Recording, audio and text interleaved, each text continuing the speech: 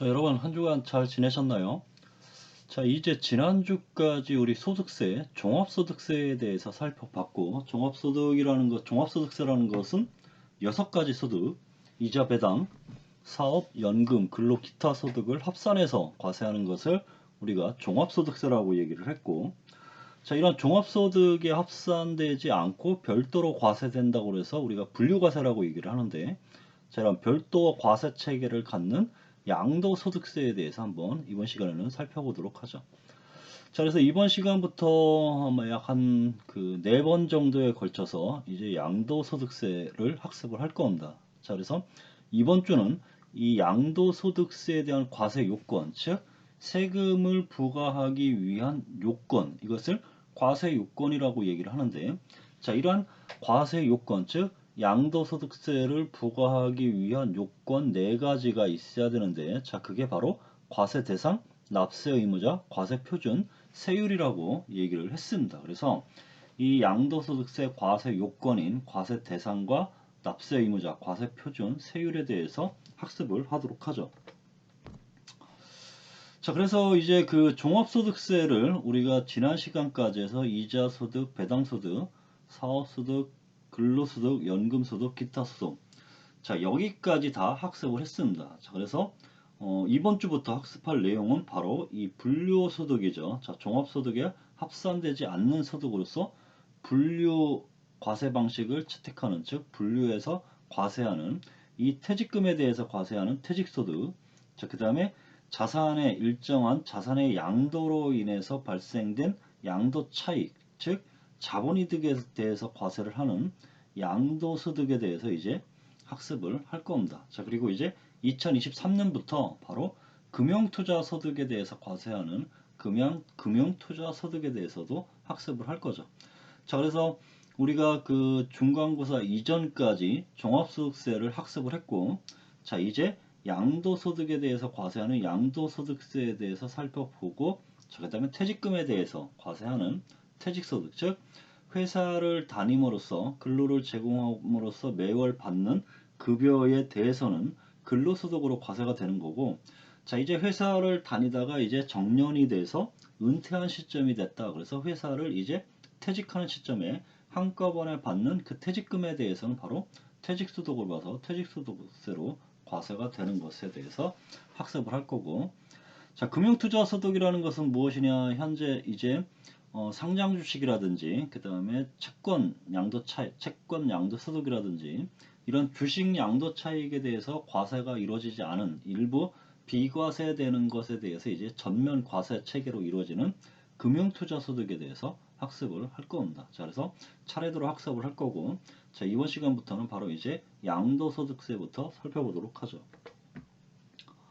자, 그러면 이 양도소득세 과세 요건의 첫 번째 해당하는 과세 대상에 대해서 살펴볼 건데, 자, 이 과세 대상, 즉 양도소득세라는 것은 어떤 것에 대해서 과세를 할 것이냐, 이것이 과세 대상이라고 얘기를 하고, 자, 소득세는 소득에 대해서 과세하는 것이라고 얘기를 했습니다. 자, 소득에 대해서 과세를 하는 거기 때문에 결국 양도소득세라는 것은 무엇이냐, 바로 양도소득에 대해서 과세한다는 거죠.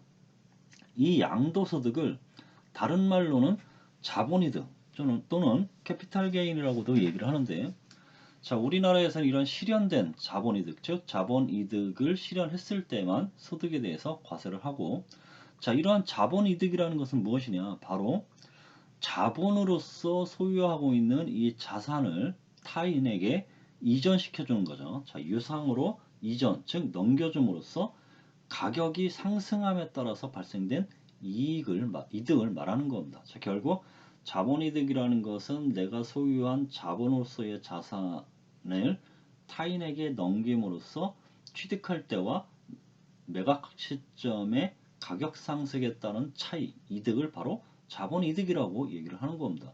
자, 그래서 이러한 자본이득이라는 것은 결국 자산의 이전, 자산의 양도라는 요건과 그 다음에 자산의 이전 양도를 통해서 소득이 발생된, 즉 이전 양도와 소득이라는 두 가지 요건이 충족이 됐을 때 자본이득이라고 하는 거고, 그래서 양도소득세라는 것은 결국 양도소득에 대해서 과세를 하는 거기 때문에 결국 양도소득세는 두 가지 요건, 즉 자산을 넘기는 양도 요건과 소득을 창출하는 이 소득 두 가지 요건이 충족이 되면 바로 양도소득세가 과세가 되는 겁니다. 자, 그러면 양도라는 것은 무엇이냐? 자, 양도라는 것은 우리 소득세법 제88조 제1호에서 규정하고 있는데, 자, 우리가 단순히 부동산을 매매한다. 자, 이런 매매뿐만 아니라 교환이라는 것은 내가 A 자산을 주고 B 자산을 받는다든지, 또는 자, 법인을 설립하면서 법인 설립하면 자본금을 출자를 해야 되는데, 자, 이런 자본금 출자는 금전 출자가 원칙이지만 현물로 출자를 할 수 있습니다. 현물로 출자한다는 것은 내가 부동산을 법인에 출자를 하는 거죠. 자, 그러면 부동산에 법인을 출자를 하면 그 대가로 주식을 받죠. 자, 이래서 이렇게 대가 관계가 있는 것, 즉 등기, 자산에 대한 등기 또는 등록과 관계없이 뭐 매도라든지 교환이라든지 또는 법인에 대한 현물 출자 등을 통해서 그 자산이 사실상 유상으로 사실상 이전하는 것을 양도라고 얘기를 하는 거고, 자, 그래서 양도라는 것은 결국 등기 등록과 관계없이 그러니까 대가 관계가 있는 상태로 넘어가는 것을 바로 양도라고 얘기를 하는 겁니다. 자, 그러면 이러한 양도소득세는 결국 자산의 유상이전, 즉 자산의 유상이전이라는 것은 무엇이냐? 바로 대가 관계가 있냐? 내가 자산을 넘김으로써 대가를 받는 것이 있냐? 이것은 바로 양도라고 얘기를 하는 겁니다. 자, 반면에 우리가 상속세, 증여세, 자산의 이전 대가, 자, 자산을 이전함으로써 대가 관계가 없는, 자, 이것을 자산의 무상 이전이라고 얘기를 하고, 이러한 자산의 무상 이전의 대표적인 게 바로 상속, 즉 피상속인이 사망으로 인해서 이루어지는 상속, 또는 증여계약을 통해서 증여자가 무상으로 자산을 이전해주는 그 자산의 무상 이전은 대가 관계가 없는 거죠. 자, 그런 것들은 바로 상속세, 증여세가 과세가 되는 거고, 자산의 이전으로 인해서 대가 관계가 있는 이러한 자산의 유상 이전에 대해서는 양도로 봐서 이러한 양도에 소득이 발생됐다. 그러면 양도소득으로 보는 거고, 이러한 양도소득은 결국 양도가액과 필요경비를 비교를 해서 양도가액이 더 크면 양도소득이 발생이 되는 거고, 양도가액이 필요경비보다 적다. 즉 양도가액보다 필요경비가 더 많다 그러면 손실이 발생했다고 해서 양도차손이라고 얘기를 하는 겁니다. 자, 그래서 양도소득이라는 것은 내가 이 자산을 취득해서 들어간 각종 경비보다 팔았을 때, 유상이전 했을 때 받는 대가로서 받는 이 양도가액이 더 클 때 발생되는 것을 바로 양도소득이라고 얘기를 하는 겁니다. 자, 그러면 이 양도소득세는 자산의 양도에 대해서 과세를 하는데, 자, 그러면 모든 자산의 양도에 대해서 양도소득세를 과세할 것이냐? 아니라는 겁니다. 자, 여러분 첫 시간에서도 말씀드렸듯이 소득세법의 가장 큰 특징은 바로 열거주의를 채택한다고 했죠. 자, 열거주의라는 것은 바로 소득세법에 열거된 소득에 대해서만 과세를 하는 거기 때문에 결국 양도소득세도 모든 자산의 양도에 대해서 과세를 하는 게 아니라 바로 소득세법에서 열거된 자산을 양도함으로써 발생된 소득에 대해서만 양도소득세를 과세를 하는데, 자, 그러면 이런 양도소득세 과세 대상은 바로 소득세법 제94조에서 규정하고 있습니다. 자, 그래서 소득세법 제94조에 바로 양도소득세 과세 대상이 되는 양도소득의 범위는 무엇이냐? 대표적으로 우리가 그 1호에 보면 바로 부동산이라고 얘기를 하죠. 자, 토지라든지 건물의 양도로 발생하는 소득, 즉 토지라든지 건물이라든지 뭐 주택이라든지 뭐 오피스텔이라든지, 자, 이런 것들을 우리가 통틀어서 부동산이라고 얘기를 하고, 결국 양도소득의 가장 대표적인 양도소득의 가장 대표적인 과세 대상은 바로 토지라든지 건물, 주택, 이런 것들의 양도로 발생하는 소득, 즉 부동산의 양도로 인해서 발생되는 소득에 대해서 과세를 하는 게 바로 양도소득세고, 양도소득세 과세 대상의 핵심은 바로 부동산의 양도로 인해서 발생되는 소득이라고 볼 수 있는 겁니다. 자, 그 다음에 두 번째로 부동산에 관한 권리를 양도함으로써 발생되는 소득, 즉 부동산을 취득할 수 있는 권리. 자, 부동산을 취득할 수 있는 권리라는 것은 쉽게 얘기해서 우리가 하나의 예로 들 수 있는 게 바로 분양권을 예로 들 수 있죠. 자, 분양권이라는 것은 아파트를 청약을 합니다. 아파트 청약을 해서 당첨이 되면 로또라고 얘기를 하죠. 왜 로또라고 얘기를 하면 아파트 서울시 같은 경우는 아파트 청약 당첨되는 순간 기본 몇 천만 원, 많게는 몇 억의 피가 붙기 때문이죠. 자, 그러면 아파트 청약을 해서 당첨이 됐다. 그러면 이제 계약금 10%를 지급을 합니다. 자, 계약금 10%를 지급을 하면 나는 이제 그때부터는 뭐 더 이상 할 일이 없죠. 자, 중도금 대출이 이제 집단 대출이 이루어지는데, 자, 지금 이제 뭐 대출 규제, 가계 대출이 높아졌다고 그래서 이 집단 대출을 규제를 해서 이제 당첨이 된다고 하더라도 내가 현금이 없으면 이제 무용지물이 돼버리는 거죠. 자, 그래서 광교, 수원 광교 같은 경우는 아예 중도금 집단 대출을 해주지 않는다고 했기 때문에 결국 현금 있는 사람만 아파트 청약 당첨돼서 중도금 현금으로 납부를 하라는 겁니다. 자, 그런데 원래 이 아파트 사전 분양이죠. 사전 분양 같은 경우는 아파트 청약해서 당첨이 되면 계약금 10%만 지급하면 자, 바로 이제 중도금에 대해서는 집단 대출이 이루어져서 자, 은행 대출로 이제 계속해서 중도금 납부를 하다가 잔금 납부하는 시점에서는 이제 잔금 대출을 받음으로써 잔금 대출로 잔금을 납부를 하면 되는데 바로 이렇게 아파트 청약을 해서 당첨이 돼서 이 계약금을 지급하고 이 잔금을 지급하기 시점까지의 기간 동안 가지고 있는 이 부동산을 취득할 수 있는 권리를 바로 분양권이라고 얘기를 하는 겁니다. 그래서 이러한 분양권을 양도함으로써 발생된 소득. 자, 그리고 지상권. 지상권이라는 것은 뭐 우리가 부동산을 사용할 수 있는 권리, 여러분들 민법 시간에 배운 뭐 용익물권, 그 다음에 뭐 법정 물권, 물권으로서의 그 사용할 수 있는 권리, 그 다음에 채권으로서 사용할 수 있는 권리. 자, 우리가 채권으로서 사용할 수 있는 권리, 부동산을 사용할 수 있는 대표적인 게 바로 우리가 부동산 전월세죠. 자, 전세, 임차라고 그러죠. 부동산 임차. 그래서 전세라든지 뭐 월세라든지 자, 이런 것을 바로 채권으로 보고 이 지상권이라는 것은 바로 물건으로서 대표적으로 배타적으로 이 물건을 사용할 수 있는 권리를 지상권이라고 얘기를 하는데 자, 이런 토지를 사용할 수 있는 권리를 지상권, 이런 지상권을 매도함으로써 발생된 소득. 자, 그 다음에 뭐 전세권이죠. 전세권, 즉 전세, 부동산에 대해서 전세를 들어가면서 전세권을 등기를 했다든지 또는 뭐 부동산 임차권, 즉 부동산 임차, 뭐 부동산 임차 계약을 했는데 부동산 임차 계약을 뭐 등기를 했다든지 그래서 이런 부동산 취득할 수 있는 권리라든지 지상권이라든지 전세권이라든지 자, 등기된 부동산 임차권에 대해서 양도로 유상 이전 즉 대가를 받고 양도를 했는데 소득이 발생이 됐다 그러면 양도소득세가 과세가 되는 겁니다. 자, 그래서 이 부동산 임차권은 등기된 이 부동산 임차권에 대해서만 양도소득세 과세 대상이 되는 거지.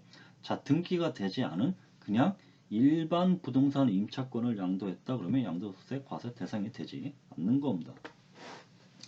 자, 그 다음에 이제 대표적으로 양도소득세 과세 대상이 대표적인 게 바로 부동산의 양도로 인해서 발생된 소득과 그 다음에 또 한 가지 대표적인 사례가 바로 주식의 양도 차익에 대한 양도소득에 대한 과세입니다. 그래서 이 주식에 대한 양도소득 과세가 이제 양도소득 범위에서 삭제를 했죠. 자, 삭제를 되고 바로 2023년 1월 1일부터 금융투자소득으로 과세하는 것으로 바뀝니다. 자, 그런데 2023년 1월 1일부터 금융투자소득으로 주식 양도차익에 대해서 과세를 하는데 자, 그러면 그 이전 즉 2023년 1월 1일 전 결국 2022년 1월 1일부터 2022년 12월 31일까지 주식을 양도함으로써 발생된 소득에 대해서는 과세를 하지 않을 것이냐? 안 그렇다는 거죠. 자, 그 2022년 12월 31일까지는 바로 이렇게 양도소득에 대해서 주식을 삭제했다고 하더라도 종전규정에 따른다는 겁니다. 종전규정에 따른다는 것은 그대로 2022년 12월 31일까지는 자, 주식의 양도차익에 대해서 과세를 양도소득세로 과세를 하고 바로 2023년 1월 1일부터는 금융투자소득세로 과세를 한다는 겁니다. 자, 그래서 이 금융투자 상품별 우리 그 과세 체계를 보면 우선 이자 소득에 대해서는 뭐 14%로 금융소득 종합과세를 채택하고 있고 학습을 했죠. 자, 이것을 2023년 이후에도 동일합니다. 자, 마찬가지로 배당소득도 2023년 동일하게 이자 배당소득에 대해서는 14%로 금융소득 종합과세를 하죠. 자, 그런데 이전에 이런 집합투자기구 펀드에서 발생된 채권 양도라든지 뭐 환매, 채권 환매 양도, 주식 환매 양도 소득이라든지 뭐 파생증권 결합 이익, 뭐 ELS, ETN 있습니다. 좀 복잡한 게 있는데 자, 이런 것들의 소득은 전에는 배당 소득으로 과세를 했었는데 자, 2023년 이후부터는 바로 금융투자소득세로 과세를 한다는 얘기고 자, 가장 대표적인 게 바로 이 양도소득이죠. 자, 주식 양도소득이라든지 파생증권 결합이익이라든지 파생상품 소득은 원래 양도소득세로 과세를 했었는데 자, 이것을 바로 이제 2023년부터는 바로 금융투자소득으로 과세를 하면서 결국 이 양도소득세로 과세했다는 것은 바로 비상장 주식의 양도소득이라든지 상장 주식 그 같은 경우는 대주주의 양도소득에 대해서만 양도소득세로 과세를 했었는데 자, 이것을 바로 다 이제 모든 주식 양도차익 양도소득에 대해서 전면적으로 과세를 하는 금융투자소득세로 바뀝니다. 이게 이제 2023년부터 과세가 이루어지는 거고 자, 이 부분에 대해서는 바로 금융투자소득 시간에 학습을 할 겁니다. 자, 그리고 각종 뭐 비과세되는 상장주식 양도소득이라든지 소액주주가 상장주식 양도소득 즉 소액주주로서 여러분들이 삼성전자를 가지고 있다. 삼성전자 주식 매각으로서 발생된 양도소득에서 과세가 되지 않았죠. 그 다음에 채권 양도소득이라든지 뭐 펀드의 상장주식 양도소득이라든지 뭐 주식형 ETF 양도소득이라든지 각종 파생상품 양도소득 자, 이런 것들은 양도소득세로 비과세가 되지 않았었는데 바로 이제 2023년 1월 1일부터는 금융투자소득으로 전면 소득세가 이제 과세가 되는 것으로 과세 체계가 전면적으로 바뀌는 거죠. 자, 그 다음에 이제 그 기타 자산의 양도로 발생하는 소득도 양도소득세 과세 대상이 되는데 자, 바로 어떤 것이 있냐? 자, 사업에 사용하는 자, 제1호, 제2호의 자산과 함께 양도하는 영업권, 즉 사업에 사용하기 위한 부동산, 즉 사업에 사용하기 위한 부동산이라든지 또는 사업에 사용하기 위한 부동산에 대한 임차권과 함께 양도하는 영업권을 말하는 겁니다. 자, 이 영업권이라는 것은 우리가 대표적으로 부동산 그 임차권이죠. 뭐 장사가 잘 돼가지고 이 임차인이 장사하던 임차인이 새로 들어오는 그 임차인한테 영업권을 받고 파는 자, 그런 것에 대해서는 원래 그 임차인이 새로운 임차인에게 영업권 받고 실현된 그 영업권 소득은 원래 기타 소득으로 과세가 됩니다. 기타 소득으로 종합소득세가 과세가 되는데 자, 여기서 말하는 양도소득은 바로 직접 건물을 소유하고 건물을 소유한 자가 직접 그 건물에서 장사를 했는데 장사가 너무 많이 잘 돼가지고 그 부동산을 파는데 부동산 가치가 뭐 10억인데 이 부동산의 가치가 10억인데 이 부동산의 가치 10억 플러스 장사가 너무 잘 됐기 때문에 그 장사에 대한 영업권 5억 원 그래서 15억 원을 받고 이 부동산을 양도를 했다. 자, 그랬을 때는 바로 양도소득세로 과세를 한다는 겁니다.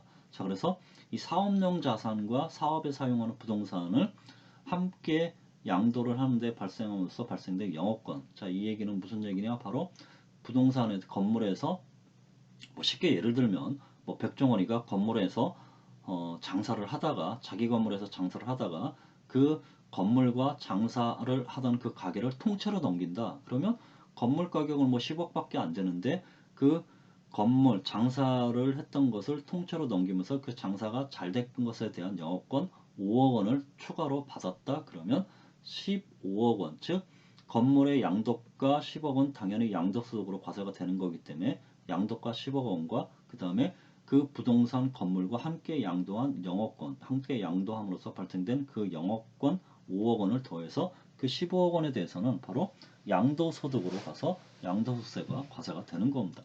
자, 그 다음에 이용권, 회원권, 자, 콘도 회원권이라든지 뭐 골프장 회원권, 자, 이러한 회원권을 양도함으로써 발생된 소득, 양도소득으로 봐서 양도소득세가 과세가 되는 겁니다. 자, 이것을 바로 회원권, 이용권 및 뭐 명칭과 상관없이 시설물을 배타적으로 이용하거나 일반 이용자보다 유리한 조건으로 이용할 수 있도록 약정한 단체의 구성원이 된 자에게 부여되는 이 시설물 이용권, 자, 이런 것들도 양도소득세가 과세가 되는 겁니다. 자, 그러면 이런 회원권 대표적인 게 바로 골프 회원권이라고 얘기를 했죠. 자, 골프 회원권이라는 것은 바로 골프장의 시설을 일반 이용자보다 우선적으로 이용할 수 있는 유리한 조건을 말하고, 자, 이러한 골프 회원권을 매각을 했다. 그러면 양도소득세 신고 대상이 되는 겁니다.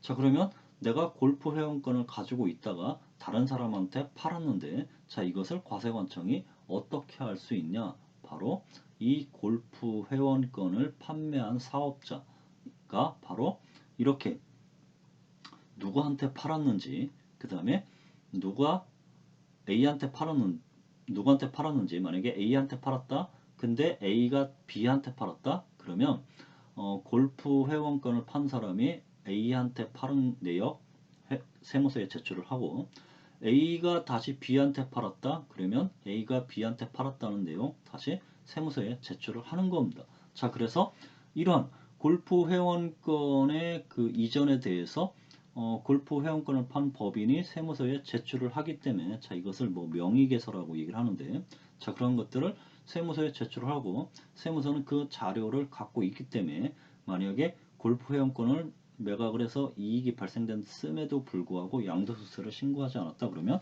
과세관청에서 양도소득세를 과세를 하는 겁니다.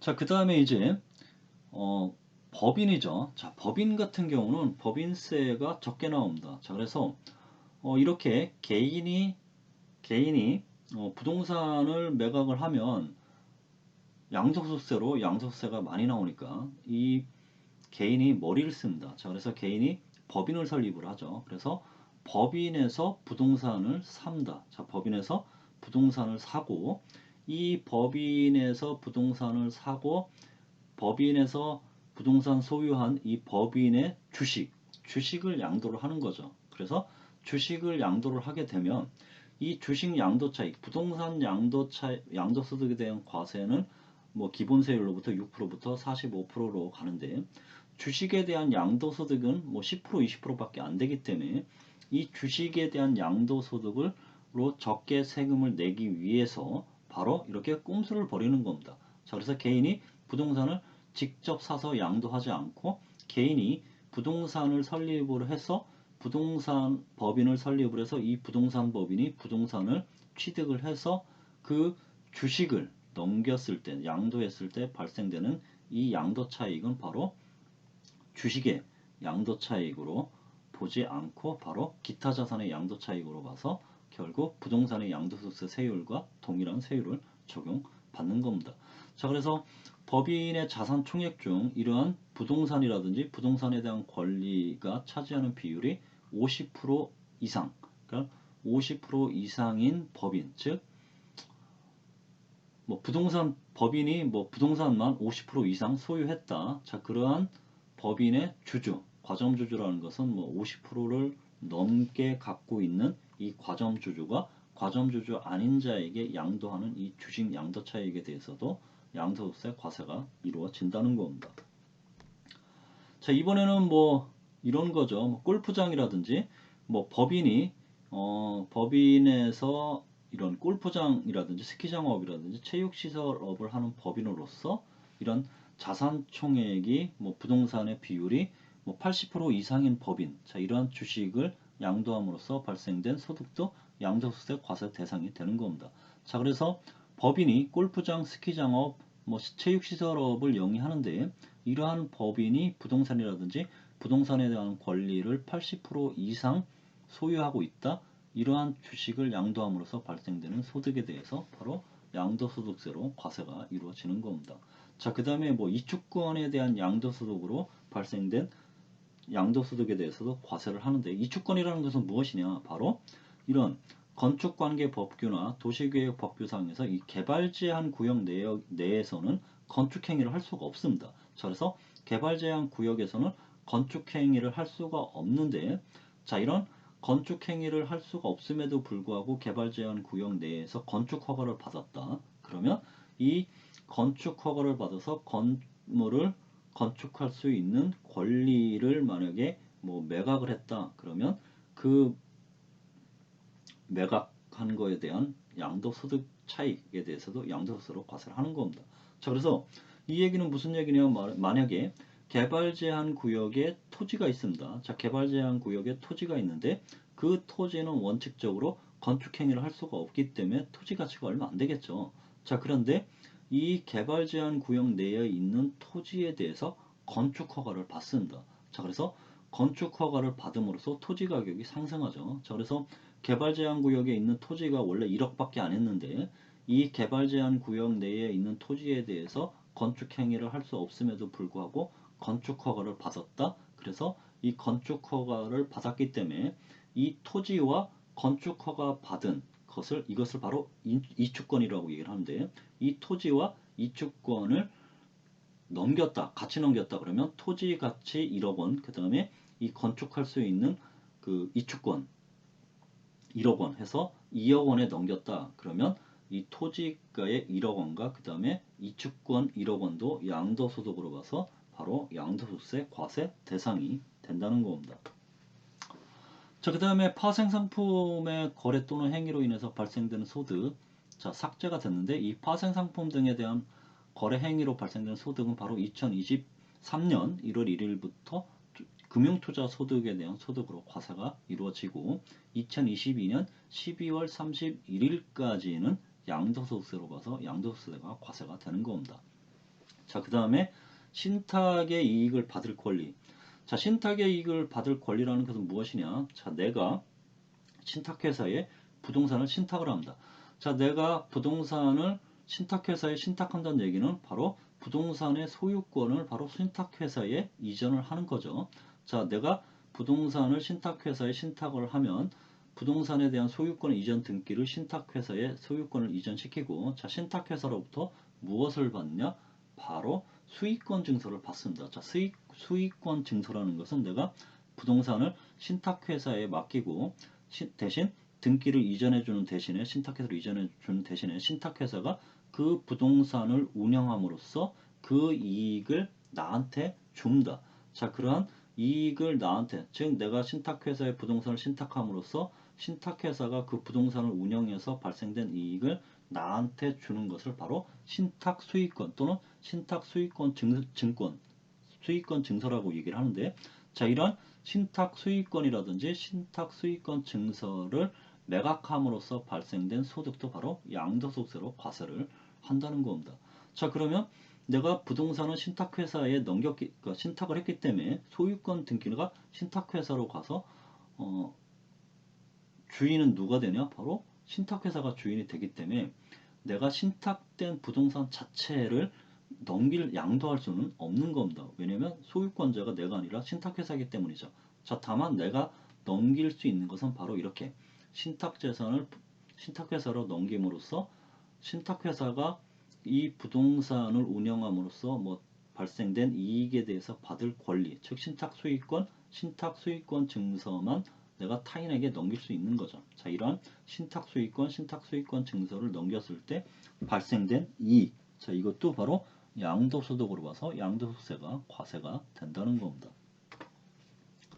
자, 그래서 지금까지 살펴본 양도소득세 과세 대상을 정리를 해보면 자, 대표적인 게 양도소득세로 과세할 수 있는 즉 이러한 것들 양도세 과세 대상을 유상으로 이전하면서 발생된 소득에 대해서 과세할 수 있는 양도세 과세 대상을 뭐 정리를 해보면, 자, 부동산, 토지, 건물을 말하는 거고, 부동산에 대한 권리, 자, 부동산에 취득할 수 있는 분양권이라든지 지상권, 전세권, 등기된 부동산 인차권을 말하는 거고, 자, 주식 같은 경우는 뭐 대주주가 양도하거나 뭐 이런 소액주주가 증권시장 밖에서 양도하는 상장주식, 비상장주식 등은 2021년 12월 31일, 2022년 12월 31일까지는 양도소득세로 과세를 하고 2023년 1월 1일부터는 이 주식 양도차익에 대한 전면 과세가 바로 금융투자소득세로 과세가 되는 겁니다. 자, 그 다음에 기타 자산으로서 사업용 고정자산과 함께 양도하는 영업권이라든지 특정 시설물 이용권, 회원권에 대한 특정 주식이라든지 뭐 부동산 과다 보유 법인이 보유한 주식이라든지 뭐 부동산과 함께 양도한 이주권이라든지 이런 것들은 기타 자산으로 봐서 양도세 과세 대상이 되는 거고, 뭐 파생상품이라든지 신탁 수익권을 양도함으로써 발생된 양도소득에 대해서도 바로 양도소득세가 과세되는 양도소득세 과세 대상이 된다는 겁니다. 자, 그러면 이 주주 같은 경우는 비상장 주식 같은 경우는 양도소득세가 과세가 됐었는데, 상장 주식, 즉 상장 주식이라는 건 코스닥이라든지 뭐 코스피에서 주식을 사고 팔고 하는 경우, 자, 코넥스라는 것은 뭐 이런 코스피, 코스닥이 아닌 뭐 일반 뭐 중소기업들이 거래하는 시장이 있습니다. 자, 이러한 시장에서 거래되는 주식의 대주주가 양도한 주식 차익에 대해서만 양도소득세가 과세가 되는데, 자, 이러한 상장 주식의 대주주는 무슨 누구를 말하냐? 바로 지분율과 주식 가치로 따집니다. 자, 그래서 지분율이 만약에 코스피다 그러면 1%, 코스닥이다 그러면 2%, 코넥스다 그러면 4%. 즉 코스피에 상장된 주식을 내가 1% 보유하고 있다. 대주주가 되는 거고, 그 대주주가 양도를 하면서 발생된 양도 차익에 대해서는 양도소득세가 과세가 되는 겁니다. 자, 이렇게 지분율을 따질 수 있고, 자, 그 다음에 내가 가지고 있는 주식의 시가총액이 10억 원이죠. 자, 10억 원 이상이면 대주주가 되는 거죠. 자, 이것을 원래 2021년 올해죠. 올해 4월부터 이 상장 주식 시가 10억 원을 바로 이제 3억 원으로 축소하려고 그랬습니다. 자, 그래서 축소를 하게 되면 상장 주식의 시가를 뭐 축소를 해서 이제 10억 이상, 내가 상장 주식 시가 10억 이상 보유했을 때 대주주가 돼서 주식 양도 차익에 대해서 양도소득세가 과세가 됐었는데, 자, 2021년 4월부터 자, 이 상장 주식의 대주주의 범위 상장 주식가 3억 원 이상이 해당됨으로써 그 주식을 양도하면서 발생된 양도 차익에 대해서 양도세 과세를 하려고 했는데, 주식 가치가 이제 급격하게 증가하면서 상승하다 보니 이제 상장 주식을 소유한 이 개미, 동학개미라고 하는데, 이 개미들의 이 주식 시가가 3억 원이 넘어가는 것들이 이제 뭐 많았다는 거죠. 그래서 이제 과세가 이루어지게 생겼기 때문에, 자, 바로 이렇게 이 동학개미들이 바로 국민청원도 하고 뭐 난리가 났었습니다. 작년에. 그래서 재작년 말이죠. 그래서 이렇게 동학개미로 불리는 이 국내 개인 투자자들이 반발이 커졌죠. 자, 3억으로 낮춰버리게 되면, 자, 그러니까 원래 2018년 15억 원에서 2020년 10억, 그 다음에 2021년 3억으로 낮추게 되면, 이제, 조금 주식을 하는 사람들은 주식 시가가 높아져서 웬만하면 이제 3억이 넘어가기 때문에 3억이 넘어갔으면 그 주식 양도 차익에 대해서는 양도소득세로 과세가 되기 때문에, 자, 2020년 여름에 자, 시끄러웠다는 거죠. 그래서 뭐 이 대주주 양도세 폐기해야 된다는 국민청원도 뭐 올라갔고, 자, 이렇게 시끄러우니까는 이 표를 받아야 되는 청와대나 정부라든지 민주당에서는 바로 표를 의식해서 3억에 단계적으로 낮추겠다는 것은 없애버리고 폐지하고 그대로 자, 10억을 뭐 유지하기로 결정을 했고, 자, 그래서 현재 뭐 국무총리 하고 있는 홍모 씨가 뭐 반발해서 뭐 그만두기로 했다가 뭐 다시 또 계속 하기로 하는 뭐 시끄러운 일들이 있었습니다. 자, 그래서 현재는 바로 원래 2021년 4월부터 이제 2022년 12월 31일까지 상장 주식 양도 차익에 대해서 과세되는 양도소득 과세 그 상장 주식에 대한 대주주의 범위를 주식가치 10억 원에서 3억 원으로 줄이려고 했는데, 자, 그거는 이제 무산이 되고 현행대로 지분율 1%와 그 다음에 상장 주식 시가 10억 원이 넘어갔을 때 그 10억 원 넘어간 주식의 양도 차익에 대해서만 과세하는 것으로 유지가 됐다는 겁니다. 자, 그래서 양도소득세 과세 요건 4가지, 과세 대상, 납세 의무자, 과세 표준, 세율이 있는데, 자, 그 중에서 이제 과세 대상을 살펴봤습니다. 자, 이제 납세 의무자를 살펴볼 건데, 자, 여기부터는 잠시 쉬었다 하도록 하죠.